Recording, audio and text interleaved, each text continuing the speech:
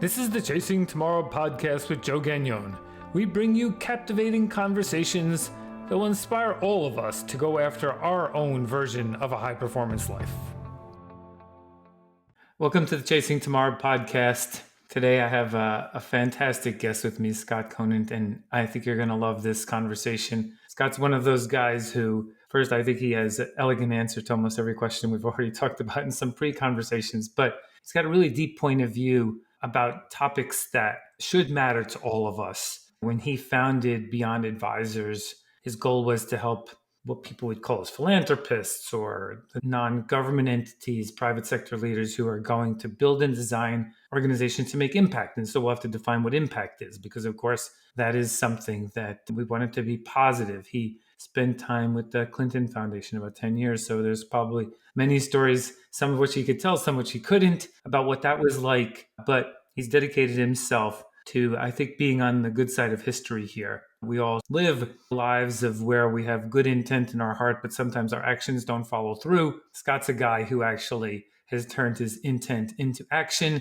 And it's a pleasure to have you on the podcast, Scott. It's a pleasure to be here, Joe. Thank you. Yeah. So my big first question, maybe I love the background stuff. So if we could just start there before I dive in. Did you ever think this would be who you became? Like, what was it in the early days of Scott's life? And then how does it end up where you're working on trying to really make this a better world for all of us? No, I did not think this is how it would all unfold, which has led me to still be excited about what tomorrow involves every day. It's a great way to wake up every day, excited about the adventure ahead. So I learned that lesson early, and I continue to ride that wave of being delightfully inspired and excited about a series of happy accidents. And of course, I think luck favors the prepared and the bold. And so I definitely attribute a lot of it to luck, but I've learned to be a little bit bold about what's possible. So I love that part of the journey. And for anyone else who's also been delightfully inspired by their series of happy accidents in life, I'm right there with you. The background, very briefly, was pretty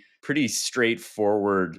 Midwestern suburban Chicago upbringing straight through undergrad. I went to law school in the late 90s, when everybody who went to law school got a job, and there were lots of different kinds of jobs you could get out of law school. You didn't have to be a traditional lawyer. And so that excited me. The idea of the education excited me. Not knowing what I might do with it excited me, and being a little bit of an oddball out. I am the youngest of six and fit the stereotypes, some of the stereotypes that go with that. And so I was like, well, I'll be the oddball of law school, and I'll go get this education, but I probably don't want to be a traditional lawyer, because that wasn't exciting me most. And I did. I wound up becoming a professional lawyer, working at a corporate law firm for 5 years. And so despite my intent at the time to not fall into those patterns, I did. But even when doing so, I had this idea that it wasn't my final destination, and that I was curious about what would come next, but still soaking up the experience. And so I proudly and happily practiced corporate law for 5 years. And that curiosity one day led me to hear about a school of public service, a master's degree of public service,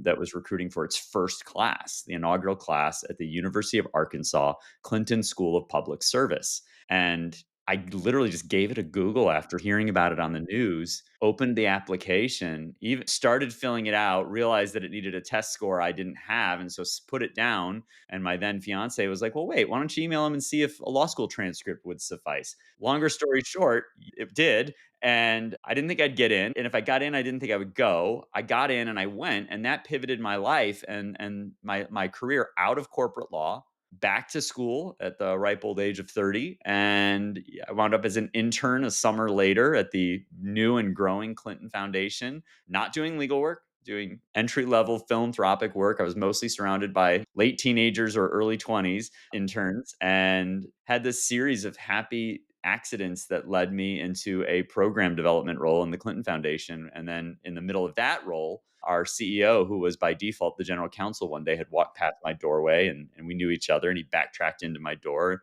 had a piece of paper in his hand. He goes, wait a minute, you're a lawyer. Would you read this and tell me what you think?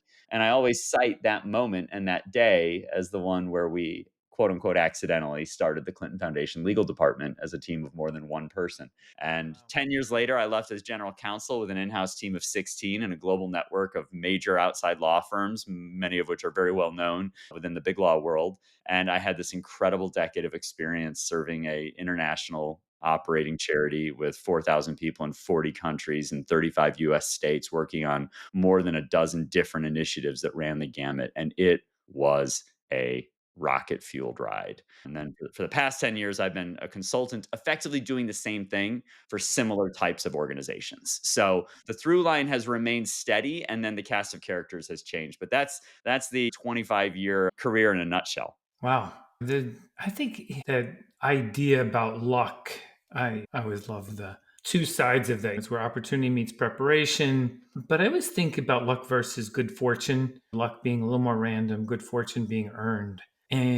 But I think you have to act on it. I think that's the whole thing, right? Is you acted on it. You saw those moments because you'd say, I know a lot of other smart people. They never took the same opportunity. Did you feel like in the moment that it was just curiosity that drove you, or you were like, oh my gosh, this is amazing, this deep insight? What was it that made you act on what you would call lucky moments? I think we all have those mentors, whether those were teachers or parents, other family members, coaches, teammates, whatever, that drop those little nuggets in your life that you really remember.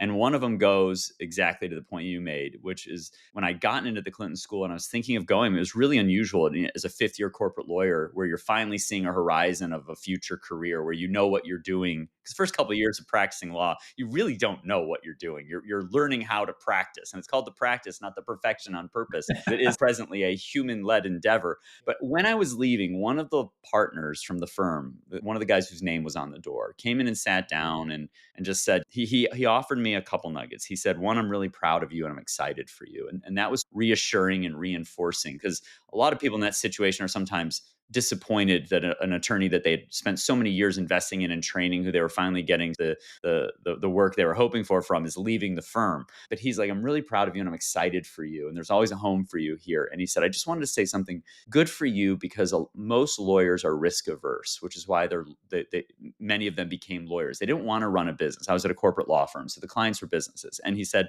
there's not a single attorney at this firm that isn't smart enough to run one of our client businesses. But lawyers tend to have a lower risk tolerance, because you're taking a huge risk here, but you're taking a calculated and smart risk. So one of the things I took away from processing that nugget that he offered me was, what is your worst case scenario? My worst case scenario in that situation is that I could always go back and be a lawyer again. And that's a Right. good worst case scenario. That's a Yeah, it great. is. So if this little adventure that other people had counseled me, like, why are you going to this school? It's a degree that's never been offered in the United States before. There's no alumni. Nobody knows what anybody with this degree is going to do. Why would you go roll the dice, much less in Arkansas? Maybe go to Boston, Massachusetts and be surrounded by the Ivy Leagues, but what are you doing going to Arkansas? And those kinds of reinforcements. So seek out the company of the people who inspire you and who put more rocket fuel. And you're 100% right about luck, right? The harder I work, the luckier I get, right? And there's a lot of those axioms and great quotes from great leaders. But picking up those nuggets and having people who mentor you to take smart, thoughtful risks where you understand the potential and also what your worst case scenario is, and then figuring out what your safety net looks like is an easier way of going about it. But I think all of us to a certain degree are wired for that. And look, there's plenty of risks I have not taken. So we all have to make those choices. But the better your worst case scenario, the greater, and the better that worst case scenario is, the greater the risk you can take. Yeah, I have always felt that same idea, which is if you could handle the worst, then you should do it. So the context for how to think about it really simply, maybe I could pass this one back, is exactly what you said, but using two words: risk and consequences. Mhm. So risk is a probability, consequences are impact. So the probability of good or bad, but regardless, like if you're working on a curb, it's really narrow. Maybe the risk is high that you'll fall off, but the consequences are very low. And so, but if it's 500 feet over the ground, same thing, the consequences are very high, the risk is the same, but because the consequences, we judge it differently. And you said that you use the consequences as the measure against the risk. And it's that trying to put both into the context of decision making that makes you a good decision maker. Exactly right. And so many high performance individuals, whether they're athletes or in any other industry, really, for that matter, any great visionary leader tends to have that risk reward or risk consequence running at all times. And they're always innovating on the edge of the front end of that. And it's such a I mean, I hate to sound cliche or saccharine about it, but it is magical. It is an incredible place to spend your time innovating and evolving, and to the title of the podcast, chasing that next version of tomorrow and Yeah. creating it, not just chasing it, but creating it. I mean, I Oh, absolutely. Yeah. unapologetically believe that the people like you and who listen to this podcast are the ones who are already turning those gears and priming their pump for innovating on what is possible tomorrow. Yeah, and I think it connects to the question I have for you about 20 plus years of working on stuff that is really just hard because of both societal design and the capitalist systems, so on and so forth. But I think that the thing that you learn along the way is that back to the luck, the harder you work, the luckier you get. But I think it's also just the more you use your system, your brain, your network, your capability, your intuition, the better they get. That's one of the most magical parts of the human condition is that we actually get better if we use it.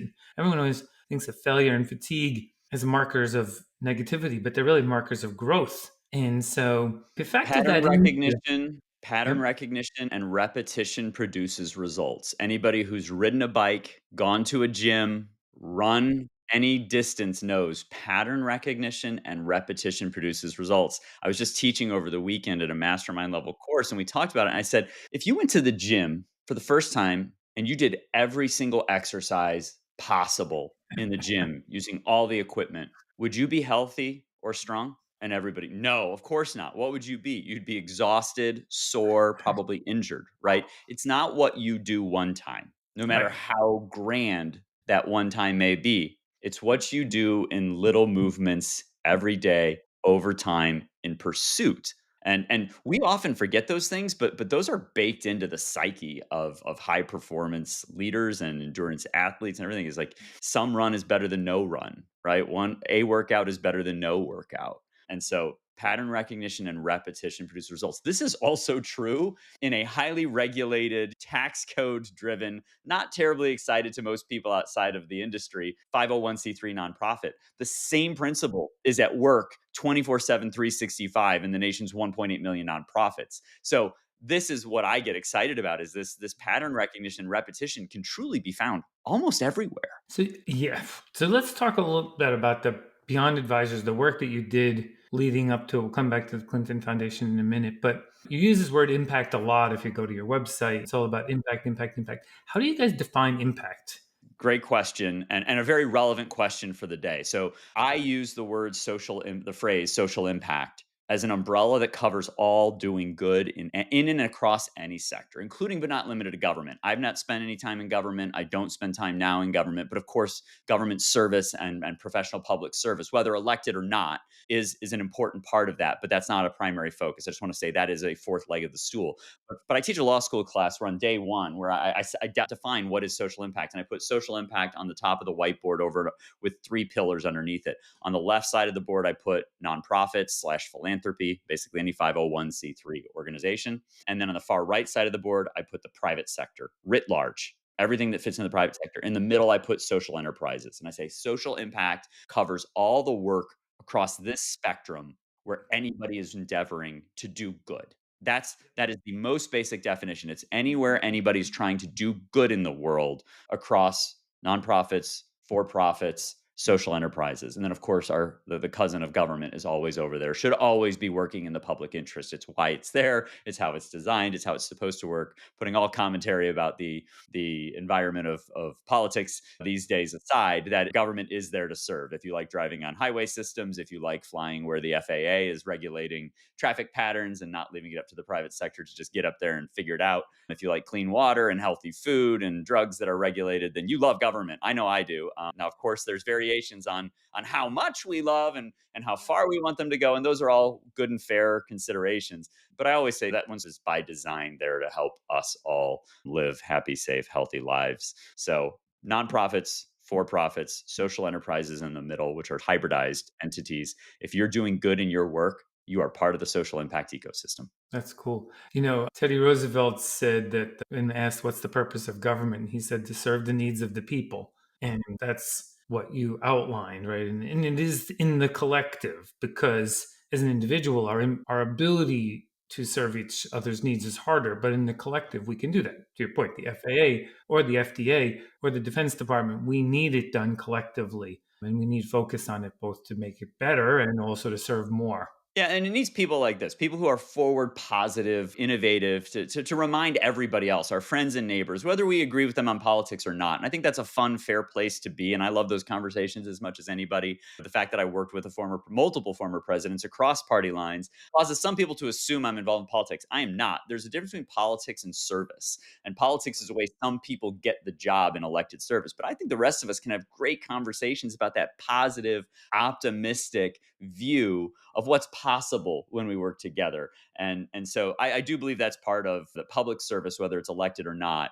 is definitely a part of social impact without question. It's just not where I spend most of my time doing work. I do spend most of my time in 501c3s, whether those are big grant makers or smaller operating nonprofits, and in private sector social impact clients, which include some of the world's biggest businesses and brands. So it's so fun once you put that lens over what social impact means, to say it's everybody who's trying to do good no matter where they are, and you start seeing it that way. There's a great quote that says, when you change the way you look at things, everything you look at changes. And when you start seeing social impact in everything you do and everywhere you go and everyone with whom you interact, every purchase you make, every decision you make on a day, even if it's just, I'm going to make a conscious effort to pick up trash while I'm walking my dog today. That's a positive social impact any way you slice it. And when you start, momentum begets momentum, small tasks become bigger tasks, and it's a really powerful place. And that was true for me in my career, and it's why I love doing the work that I get to do. So I think you answered the question through the conversation, which is like, why do you stay positive? Because this is making social impact is hard. There's so much pulling against it on a regular basis. And there's probably a bunch of people who don't have any optimism about the future. And meanwhile, Scott seems to every day start with this bright view of both what he can do and what everyone else can do connected to him and by themselves. Where does I it think come people are from? hardwired for good. I think you're hardwired for good. I think every person hearing this sentence right now is hardwired for good. I absolutely believe life and the realities of life can pull us off that awareness. And maybe we need more reminders than other. I am very fortunate to work in a space with people who've opted into this. And I'm not trying to convince anybody that they should do it. There's plenty of people already convinced they are doing it and want to do more of it and do it better. And so that's what I'm surrounded with. But if you are someone who's a little bit of a skeptic, thinks that maybe this is a little bit of well caffeinated rah rah enthusiasm, all I would offer you is just start looking for it. Because if you're looking for it, you're going to find it. And start with yourself, because my guess is every single one of us at our core identifies with being good and trying to do good things, and that if given an opportunity or a request, would help someone else. And I grew up at a time where I watched Mr. Rogers, and Mr. Rogers very famously, after 9/11, and which occurred shortly after he had retired from his television show, dusted off the set and showed back up for an interview. And somebody said, well, what do you tell kids and families and parents who are navigating difficult times like this? And he shared the advice of his mother when he was a young boy and dealing with a difficult circumstance. And she said, look for the helpers, that even in the midst of terrible tragedy and fear or terror, there is probably somebody there trying to help. And so if we remind ourselves that even in the worst of our times, there are people out there trying to help, we see this spark of the better parts of our humanity, that we are all indeed wired for good. And so it's hard. We get challenged by circumstances and individuals who don't reflect that reality. But if we look for it, even when it's hard, we'll usually find it. And so that's where I start my day, not just in my work, but in my worldview. And I'd offer that to anybody else who might be a little skeptical as well. And it's okay to be skeptical. It's important to be skeptical. It's important to ask questions and validate and verify. Yeah. So it's a combination of gratitude, which you clearly have, the intent, and then the action. And that gives you a good return. I mean, look what it's done for you, right? It gave you actually a career in addition, Super fun one. Yeah, absolutely. getting to work with really smart, interesting people. So interesting, let's go back to the Clinton Foundation for a second. So Happy to. you're president of the United States, you've gotten the greatest job you ever could. And then at some point, you're no longer the president, which they say is probably one of the hardest transitions anyone could ever make. And then, of course, Bill Clinton made Arkansas famous anyway. Walmart, there's a lot not going on in Arkansas, but there was a reason to be there. This Arkansas governor who becomes president, who makes a difference, and then he decides to build a foundation. And then, of course, you described how you got to be part of it. But when you found it and you ended up there, what did you find, and what was the feeling like in the early days, and how did that go through along the way? Yeah, that's a big question I'll try to give a short answer to. But I would just note historically, there's a wonderful book that's just come out. I don't know Jared Cohen. He's the author, Jared Cohen. And the book is called Life After Power. And it's an analysis of seven presidents Oh in yeah, I listened to his interview. Yes, or in one of them. search for power beyond the White House. And so my experience was with one former president with whom I had no affiliation or connection. The first time Bill Clinton was elected to office, I was in high school not paying attention to anything but what high schoolers pay attention to. Second time I was in college trying to go to law school. So I was really only tangentially connected to national politics and had no strong feelings about Bill Clinton one way or the other. I thought the promise of a school of public service was innovative, unique, novel, exciting, doing perhaps going there and learning adjacent to a library because it was put in Arkansas in Little Rock next to his presidential library. So it was on the campus of it. I thought, wow, what an interesting learning laboratory. And so that was my connection to it. I was not a diehard fan or anything else. I since became one of the individual because this is somebody who dedicated their life to service. And people can have all the opinions they want to about any individual leader or individual. But I liked the inspiration that he was going for. And so I learned that these former presidents, there's lots of post-presidential schools. There's the Kennedy School of Government, there's the Bush School, there's the LBJ Yeah. School, the Woodrow Wilson School, all these other. And I was like, wow, this is the most recent one, the newest one with a degree that I'm excited about because I love the idea of professionalized public service. I love that we didn't know what that meant and that they were going to be defining it as they went, that we'd have an opportunity to go and learn next to someone who held the highest office in the country, who I might get to interact with. And I did with no expectations I was going to go work for him. I thought I was going to Arkansas for 18 months and going to hightail it back to Chicago. My wife and I kept our home in Chicago and just got an apartment for a little while. Went to Arkansas for 18 months, stayed for 5 years, bought a house, had a kid, got a couple dogs. Loved our time in Arkansas. Big shout out to Little Rock and the state of Arkansas. It's a wonderful place. But also shout out to A, taking a risk, B, going back to school, even if you're an established professional, and C, pursuing public service and all that that might mean. And so using the post presidency as a vehicle for continued service is a fascinating thing to me. It was then and it is now. More importantly, and perhaps more relevant to everyone listening, is what can someone do with their third act in life? Now, I don't think we should wait for their third act. I think it's a both and. I think you do service and leadership and look for opportunities to have impact and serve your fellow human every chance you get. The best time to start was 20 years ago. The next best time is now, just like planting a tree. But I loved this idea that this was a former president who was going to, and he was the youngest former president in history at the time and may still have been. I'm not sure how the rest have shaken out, but what a neat opportunity. And I was interested in that opportunity. And since then, and through my work with the Clinton Foundation in all the roles I've been in, and in the past almost 9 years of doing similar work through my consulting firm, I've had the same opportunity to serve similar leaders. And back then, the golden age of modern philanthropy was unfolding in front of us because people like Bill Clinton were leaving the most powerful office in the world and then dedicating themselves to doing good at a time they could just write books, give speeches, play golf, right? Right. Taking this mad dash to this third act of life and trying to do as much good as possible. Then you saw Gates pivoting out of Microsoft and using an incredibly vast fortune to create the Gates Foundation. We saw at the same time Lance Armstrong, an endurance athlete, the world's greatest cyclist at the time, who had a lived experience of his own and used that combination of his profile and his platform for the purpose of creating Livestrong, a cancer awareness and support organization. And again, all of these individuals are individuals you can have your thoughts and feelings about. You can have your thoughts and feelings about the job they did that helped them rise to prominence. What nobody can take away from them or should try is that when they rose to prominence and they had an opportunity to go sit on the beach, count their money, hit the golf balls, they chose to pivot their purpose, their platform for purpose. Yeah. They used their time, their talent, and their treasure for good.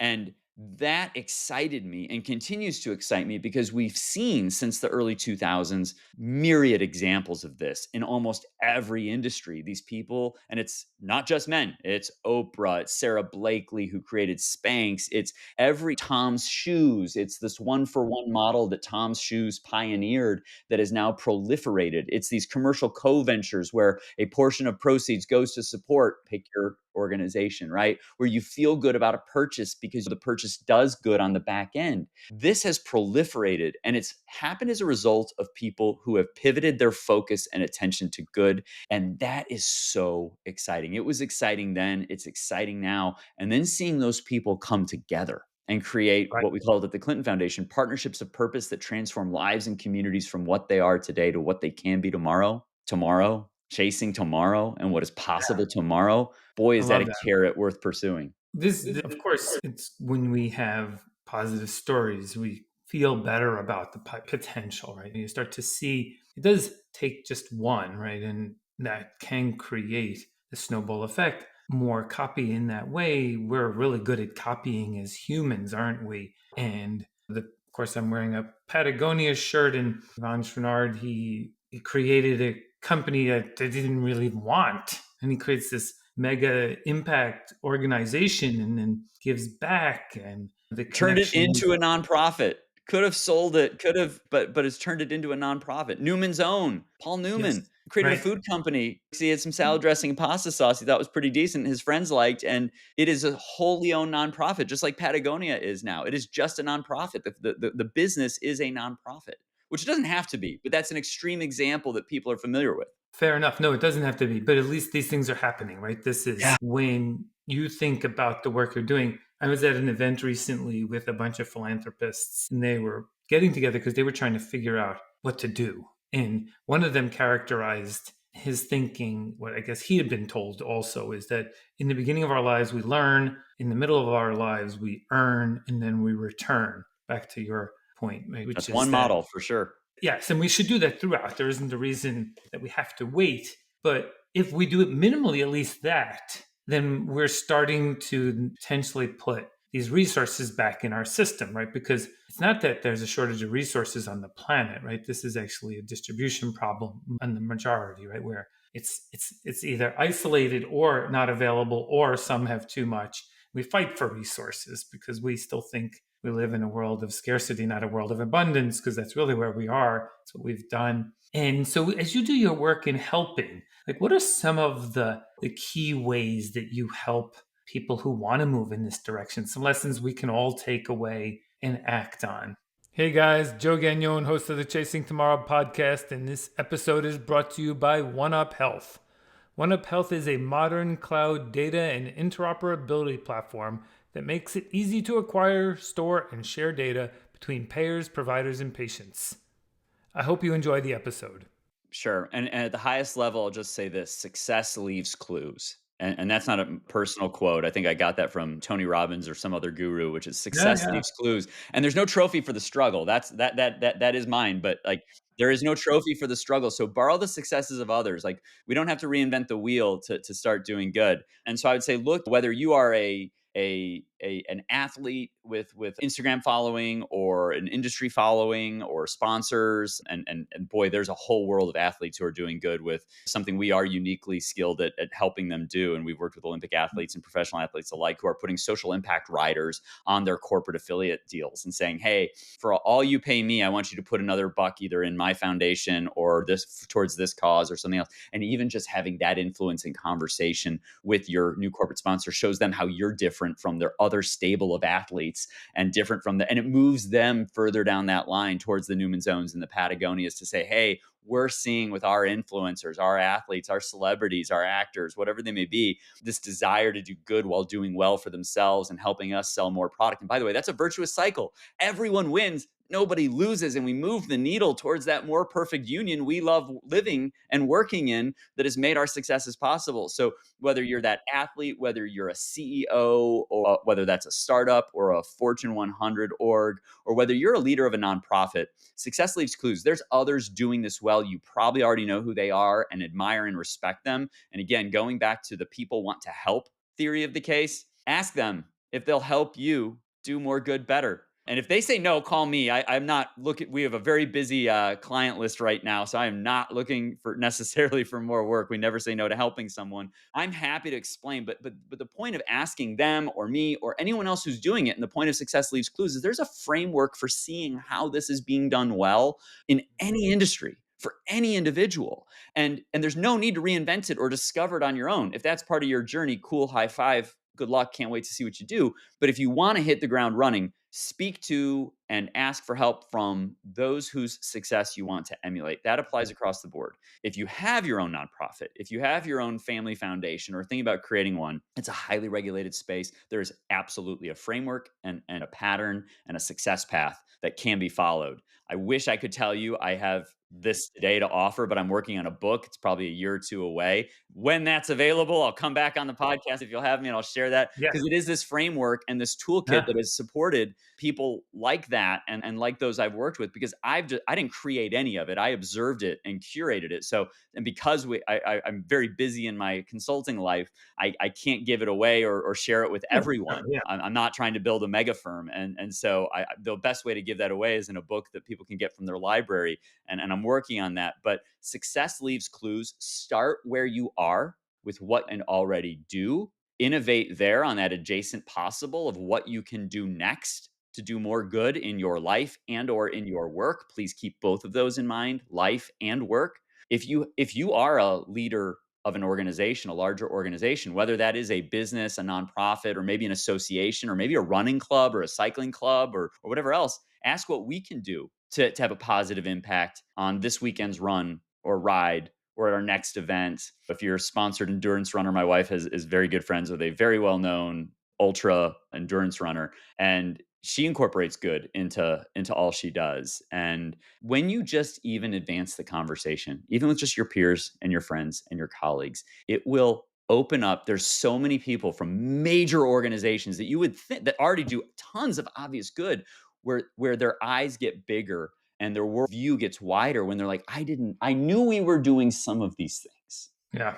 but I didn't know we were doing all of these things. And then that just becomes the foundation upon which they build. This is also true for individuals. Concrete example, you and I and others listening probably drop more change or a couple bucks into buckets during the holiday season, or to the person soliciting for the Lions Club at the intersection, or round Mhm. up for charity at checkout, way Yep. more than we are aware that we do. What if you start just tracking that in your version of whatever note-taking app you have on your smartphone? And or what if you make an intentional decision about it? What if you start talking to your kids about it? What if you start prioritizing what you do with your time, your talent, or your treasure? These are all ways, big and small, in life and in work, where individuals and organizations can do more good better. Yeah, and that's fantastic. And we will absolutely have you back when the book comes out, because I think that the more structure we can provide to people, the Success Leaves Clues kind of idea is what the book would be, which is,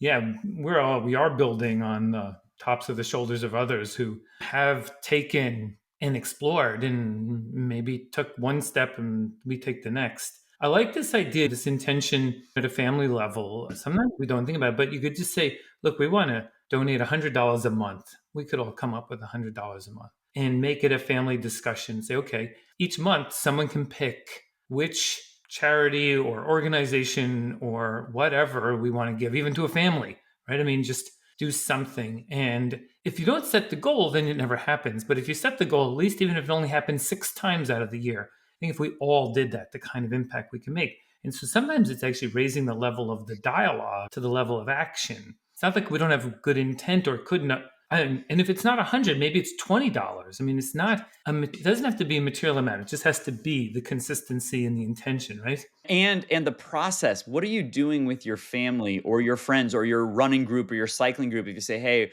well, what about for every ride we take, or the dues we pay every year, we take 10% and throw it in and then dedicate that, or if we use our time to volunteer to clean up along our route, whatever the case may be.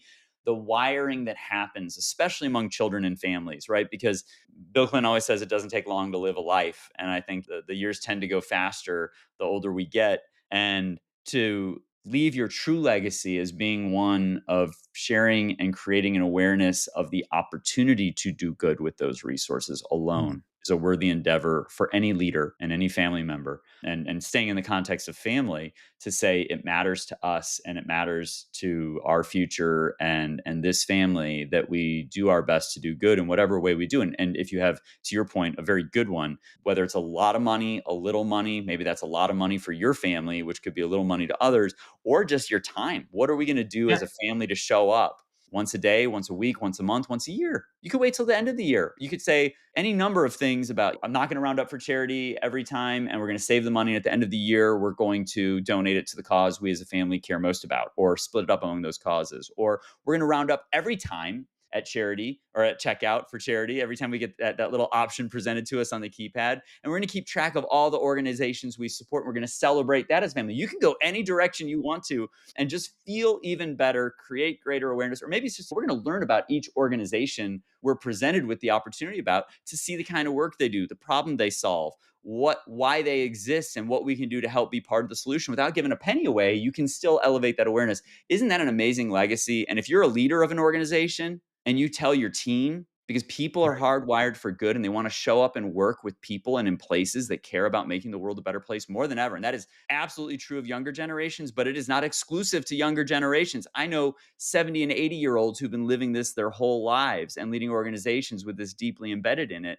And by the way, that helps create common ground and break down age barriers and foster amazing opportunities for them with their teams. When they know you care, Right. your employee retention is going to be higher, your employee satisfaction is going to be higher, and by the way, that happens to help the bottom line. Oh, it does. And I think sometimes we do, all of us, some activity. And since we don't talk about it, we sometimes don't make it enough in our public consciousness. So, just as a cute example, there's a Meals on Wheels in our community. And at the holiday, they always do this go out and bring a special meal and sing Christmas carols to people. And then they wanted to get together afterwards so that the whole group could have a party. Well, we have a reasonable enough size house and we've been hosting this for 20 years and it's pretty easy thing to do, but the level of appreciation for what we do is beyond effort. And I'm like, because just everyone loves this whole community thing, so they count on it. They're like, hey, can we do this again at your house next year? So you don't even have to sometimes do anything that's that material, right? Just open the doors to people and they feel that impact and they feel positive. And so, but do I ever really talk about it? No, because it's just something, but It's how maybe you're we wired. should. You're for good. Yeah, yeah. Well, exactly. All of us. But I think if we Yes. talk about that more, then we will even want to do more. So I think when you were just describing, though, that is the social impact. It is It every is. bit of these. It could be the 29 cents rounding up, right? All of this, even every bit of positive, right? Scott pushes us more on that wired for good as a durable part of who we are. It really is. And it's funny because we all, sometimes we're skeptical, sometimes we're jaded, Yeah. sometimes we're beat up a little bit by life circumstances. Every single one of us, myself included, has difficult days and difficult times and goes through loss. And it's often profound. I had that experience last year with the loss of way too many family members. All of us listening to this right now have gotten through 100% of the hard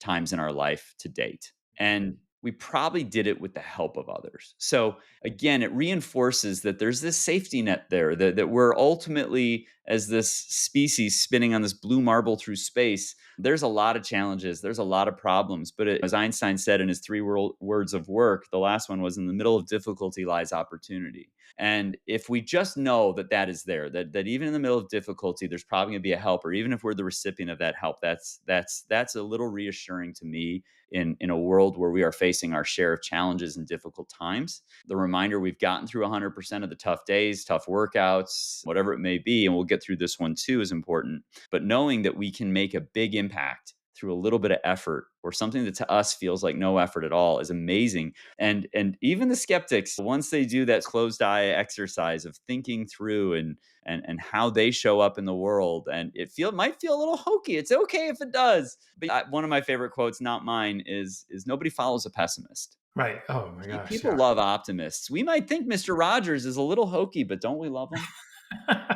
Don't we love him? We might Well, think the you know, motivational speaker is a little much when they hop on stage at first and they give their little spiel and they tell their jokes, but there's a point at which we kind of warm up and we end up at the end with that standing ovation, buying it all hook, line, and sinker, because deep in our core, we humans are absolutely wired for good and looking for more of it.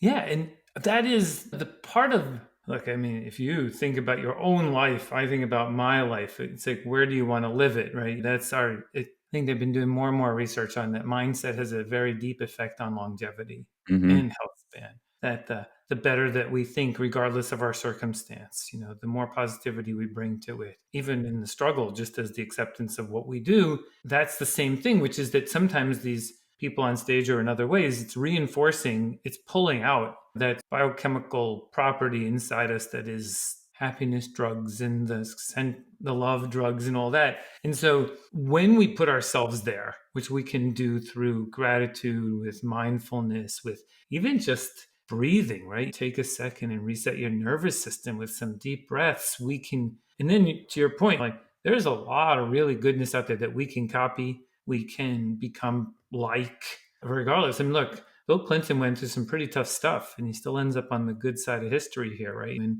giving back and really contributing. It doesn't have to be the end, even in tough moments. I'm sure that in the work you do, there's lots of times where you probably find people who say, well, I can't get the donations. We're not making the right kind of impact. You need to both bring them positivity and some structure to be able to make that happen, I bet. Yes, and just to your first point, which I think is fundamental to every single human being, where this is again not my quote, where focus goes, energy flows. Where focus goes, energy flows. And I'll start with the negative and finish with the positive. If you're angry about something, if you're mad about something, if you dislike something about someone, and that's where you focus, that is where all that energy is going to go, and it's going to snowball and build up. And if you want to live a life where the world is awful and people are unkind, unfair, unreasonable, and you don't like something about someone, there's another great quote, which is, if you like someone, they could spill a whole bowl of soup in your lap and you'll be fine. But if you don't like them, the way they hold their spoon will drive you crazy. If you want to find the bad, the negative, the downside, you're going to find it. Where focus goes, energy flows.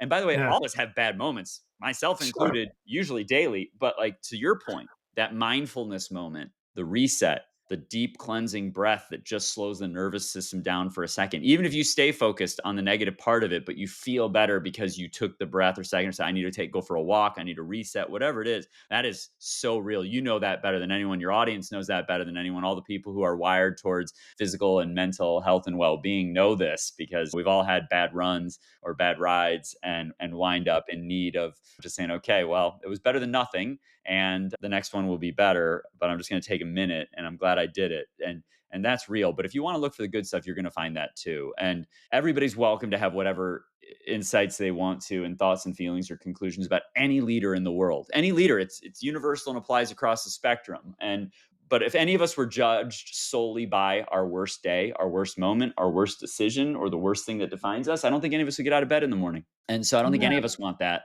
So whether it's Bill Clinton or Bill Gates or Oprah or anyone else, those examples, we don't offer them because they're the end all be all. They're just kind of most accessible and widely known and understandable. None of those people are perfect people, and none of them had perfect days. But isn't it inspiring that they dedicate themselves to Mm. making the world a better place? Now, whether you buy their brand of it or not, and whether you are intent on finding the goodness in them or the things you don't like about them, that's a personal choice. I'm not prescribing thoughts, feelings, or opinions about any individual to anybody. I am saying that I agree robust that where our focus goes, our energy flows. And when we focus on the good, we find good energy.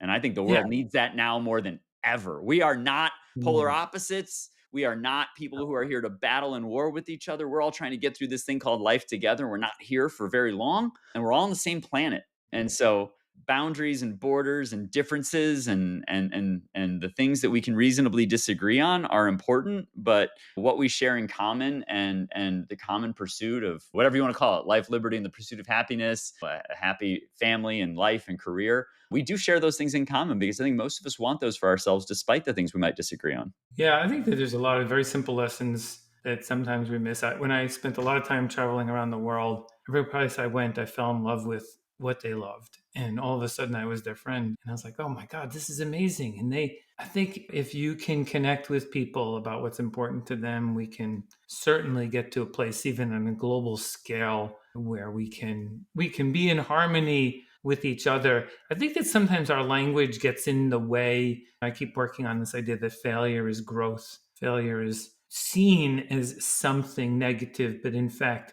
if you just did the simple muscle kind of thing, to your point, go to the gym. If I lift the weight to failure, it means I can't lift any more. That didn't mean failure. It just meant that the muscle wasn't capable at that moment. But what it's going to do is it's going to say, "Ooh, I need to build more muscle so I can lift that weight." So it turns into growth. And so to failure is different than failure. And so I think if we work in that, trying to work our language a little bit more nuanced, not to Pollyanna be just trying to kid ourselves, but actually the reality and embracing it, then the journey just becomes that much more engaging. I couldn't agree more, and it is fundamentally a belief that there's opportunity and a better version of us tomorrow in what we do today, and there's no question that the world is full plenty of negative things, but it needs each of us to care more about the positive things. And I agree that it starts with each of us, right? It starts with our own vision of what we want to be tomorrow,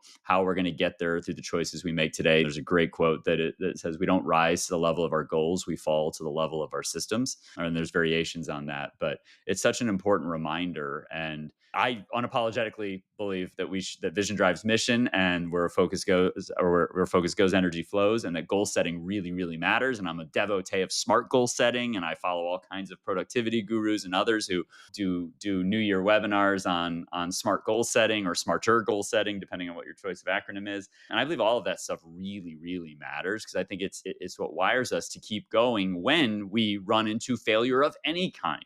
It's failures are opportunity to do better. And again, Einstein, in the middle of difficulty lies opportunity. It's how we choose to see it and what we choose to recalibrate around it. Yeah. And I think you've answered this question many times over in your own way, but I always like to end with what you're chasing tomorrow. Scott, how are you thinking about the future here? As enthusiastically and excitedly as I was in 2005, when I didn't know what I was going to do different in the future, but I knew I would do something different in the future. I have a better idea of it now, but first of all, remaining curious. My top line answer for I'm 47. I hope I have another 47 or so in me, and I'm always thinking, well, what does that look like? What is it? I'm always in the moment. Tomorrow's not guaranteed, and I'm very, very aware of that possibility, and I'm very, very mindful of the importance of this moment being the one we have. And I'm grateful to be here with you in this one, and with anybody who's listening. But I'm always thinking about what tomorrow could bring, and how do I position myself so that luck favoring the prepared shows up tomorrow too. And for me, it's writing. I've turned over this leaf of, I've been writing my whole life. As a lawyer, you do words for a living for the most part. You're putting words on paper, and or you're reviewing words and editing words. And so I love writing, but I've never written creatively until the past few years. And I'm writing creatively about things I know. So I'm writing this book about saying, hey, I just got lucky to sit in the seat and observe all these high performers doing good in their life and in their work. Here's the framework and the toolkit that has supported every last one of them, despite their vast diversity, right? Multiple former presidents. I've had the good fortune of either working directly with four of them or the teams around a couple of them. A-list celebrities, big brands and businesses, all the way down to the street corner nonprofit on the main street in my home community here in Illinois.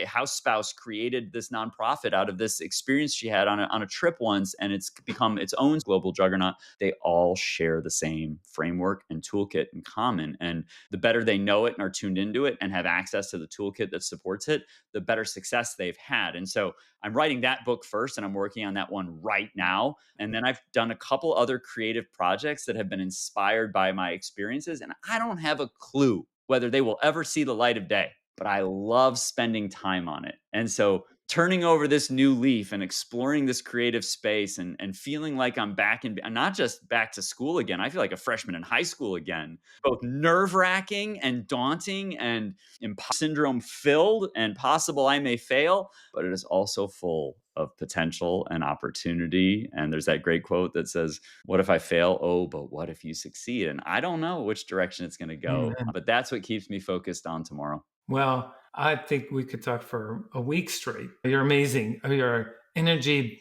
but also the way that you can very simply characterize that we are all wired for good, that there is hope. It springs eternal. And if we have more Scotts out there, we would all be better off. So, Scott, thanks for being on with me and sharing your thoughts. This has been amazing. Joe, thank you for having me on. Thank you for being a leader in this space and for reminding all of us that tomorrow is worth preparing for today. It's a great opportunity to be in this space with you. And thank you for your leadership, being who you are, and for all you do. Thank you.